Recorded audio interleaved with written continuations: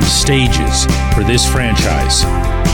First of which led to 2 Stanley Cups, the second of which led to 3 more, were built on something that's not particularly easy to acquire. Good morning to you. Good Friday morning. I'm Dejan Kovacevic of DK Pittsburgh Sports, and this is Daily Shot of Penguins. It comes your way bright and early every weekday. If you're into football and or baseball, I also offer daily shots of Steelers and Pirates in the same place that you found this, and I hope you'll check those out as well. Panthers 3, Rangers 2 last night in the Eastern Conference Final. That was Game 5, and Florida has now taken a 3-2 lead. And I'm going to tell you right now that I don't think you're going to be wild about the subject of this episode. It was something I thought about in watching that game and admiring, as I often do, Alexander Barkov. I believe this is one of the more underappreciated players in the game, even though he's now got the Selke locked up post-Patrice Bergeron for all eternity. Recognizing Barkov's defensive skills is recognizing a fraction of what he contributes. And when I see not just this run that Florida's made, but the one last summer as well, for me, it's fun to see the rest of the hockey world appreciating Barkov the way I have for a long time. He's worth it. But here's something else. Barkov was a number 2 overall pick. Barkov was not an accident. Barkov didn't sneak up on anybody. Barkov is doing basically what was expected of him. Now, that's to his credit, but when you draft 1 or 2 or even 3, depending on the scope of the top of the class, you're going to do really, really well for yourself. The problem with that is you got to do a whole lot of losing to even get into that equation. I'm talking about the draft lottery, of course. And it doesn't take the most knowledgeable Pittsburgh hockey historian to know that that's how the Penguins were built both times.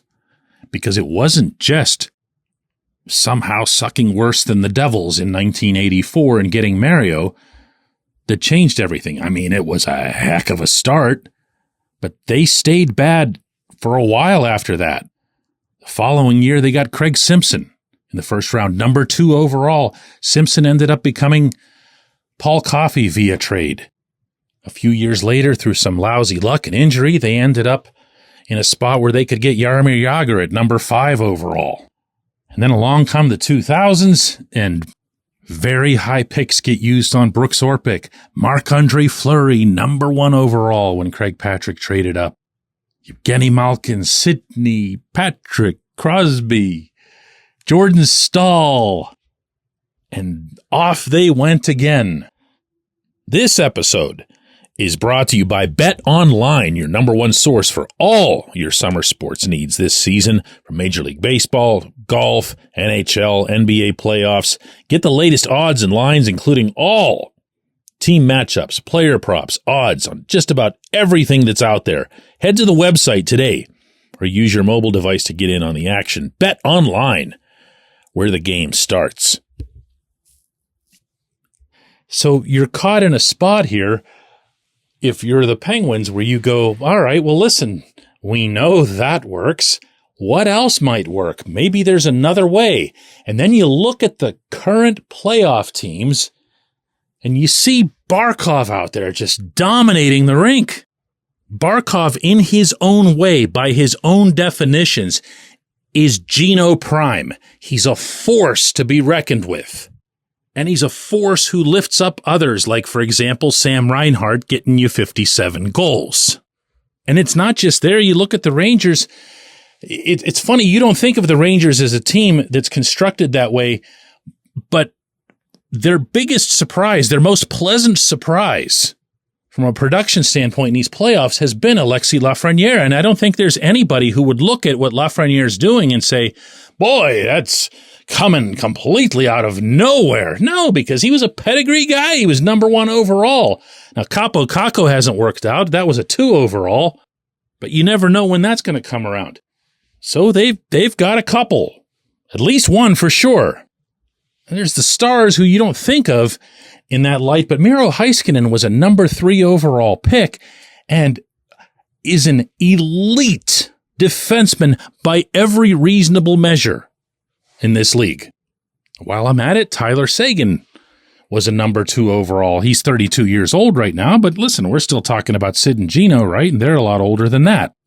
And Edmonton, of course, has had pretty much a monopoly on number 1 picks going forever. And that's how you end up with Connor McDavid and Leon Draisaitl. If you want to take it back even further, Ryan Nugent-Hopkins.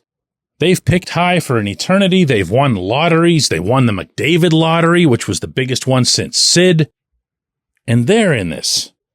And I can say that, and I can still safely surmise that there isn't a soul listening to this who would say, oh yeah, let's do that again. Let's do that again. Let's just tear the whole thing down.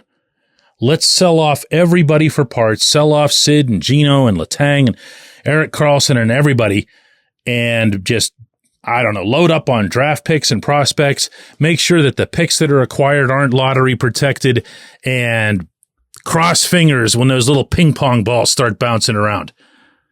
No one's going to want that. I don't believe for a split second, even the people who say that they would want it. So how do you do it? How do you become a conference finalist without doing that? Without having those picks? The obvious answer is to make sure that you're getting a lot of middle rounders like Brian Rust and Jake Gensel, and going further back, obviously, Letang. I look at the Stars roster and I see guys who are second rounders, third rounders, Jason Robertson, Wyatt Johnston, Roope Hintz. Those are players that build up the depth. You can try to go out and get yourself, every Noel Acciari and Matt Nieto that you want in free agency, but you're going to have your own people populating a lot of your roster. They have to be draft picks. They obviously can't all be first rounders, and they definitely can't be among the top 1, 2, or 3 taken in a given class. When we come back, J1Q.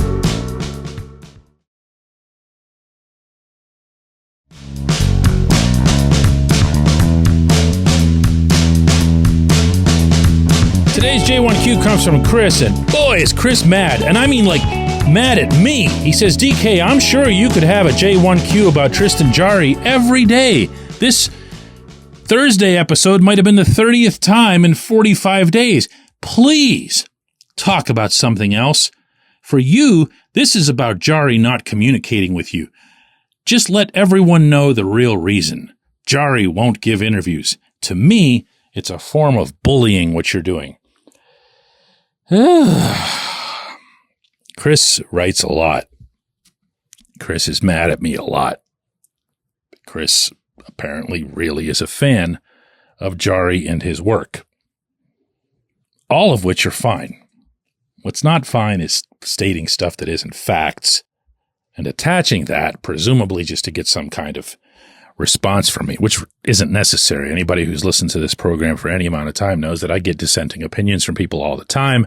Most of them are expressed politely in a non-accusatory way, and best of all, aren't just completely concocted. But here are facts, and they would be supported by everybody involved, including Jarry himself. He has never once turned down an interview request that I've had. He's never once been uncivil with me or disagreeable with me, and he's never once given cause for me to believe that he's a reluctant interviewee, whether that's directly or through someone in media relations or whatever. He has been, off the ice, a professional. He also, and this is unrelated, was not trusted by the people running the Pittsburgh Penguins to play in a single hockey game over a full month in which the team was desperate for every single point it could call along the way. Believe it or not, Mike Sullivan didn't make that call because he listened to Daily Shot of Penguins or read my columns.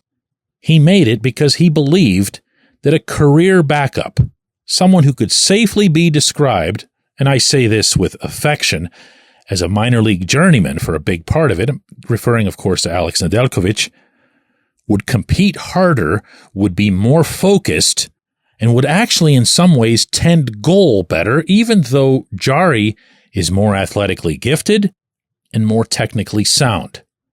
Nedeljkovic would get praise from Sullivan that would sound a whole lot like, well, he's really good at sticking the puck up to the forwards. And in goal, Sullivan would just say he battles. He battles. Oh, that was his way of saying this is what you say about goalies that are either in the minors or they kind of float in between the two. This is what you say about a Casey DeSmith, who could also get hot occasionally, and the team loved playing in front of him because he competed hard.